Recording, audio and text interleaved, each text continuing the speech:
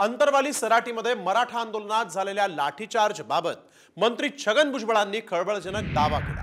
हा दावा करताना त्यांनी शरद पवारांच्या राष्ट्रवादीच्या दोन बड्या नेत्यांचीही नावे घेतली आहेत।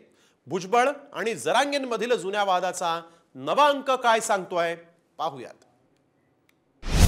भुजबळांचे वार, जरांगेंचे पलटवार।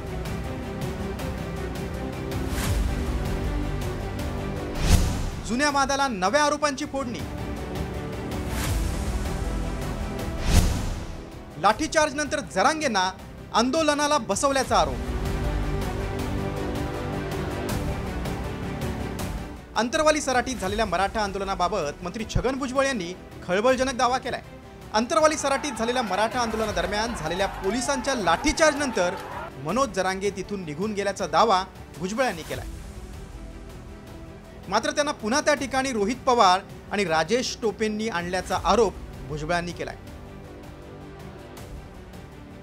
दगडफेक झाली अंतरवाली सराटीमध्ये, त्याच्यानंतर तो लाठीमार झाला।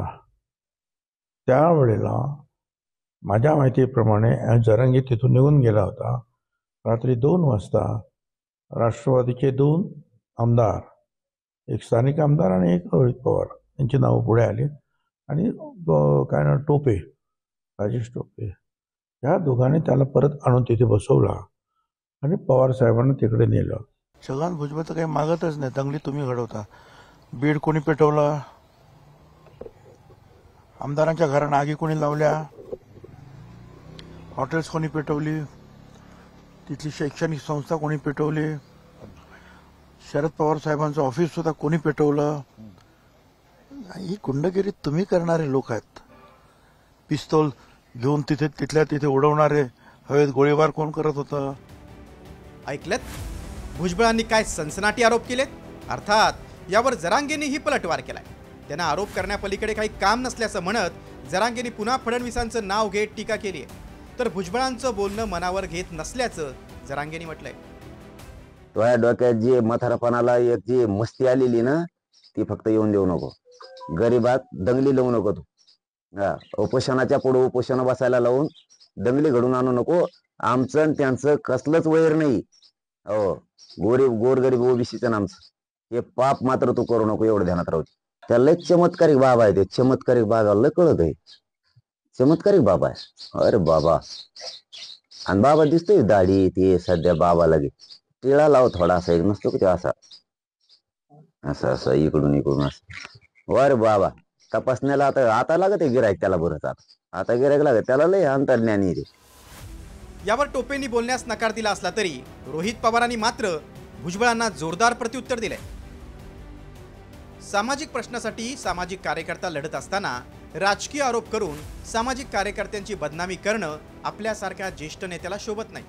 माझ्यावर आणि राजेश टोपेंवर ज्यांच्या सांगण्यावरून आरोप करत आहात त्याच नेत्याच्या हातात गृह मंत्रालय आहे।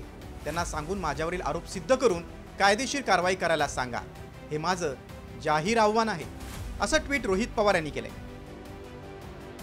जे सामाजिक कार्यकर्ते समाजासाठी प्रामाणिकपणे आंदोलन करत असतील, उपोषण करत असतील, तर त्याला राजकीय रंग देऊ नये। आणि मग अशा पद्धतीने दोन समाजामध्ये वाद निर्माण करून जर भाजप नाहीतर काही महायुतीतले नेते राजकीय पोळी भाजण्याचा प्रयत्न करत असेल तर ते योग्य नाही। अंतरवालीतील लाठीचार्जला तब्बल 1 वर्ष उलटून गेले। त्यावरून बरंच राजकारण रंगलं होतं। किंबहुना मराठा आंदोलक जरांगेंच्या आंदोलनाला त्यानंतरच खरी धार चढली। मात्र आता ऐन विधानसभा निवडणुकीच्या तोंडावर भुजबळांच्या वक्तव्यानं जुन्या वादाला नवी फोडणी मिळते। मात्र यामुळे विधानसभा निवडणुकीत पुन्हा जरांगे विरुद्ध भुजबळ संघर्षाचा दुसरा अध्याय सुरू होण्याची शक्यता आहे। ब्युरो रिपोर्ट, साम टीव्ही।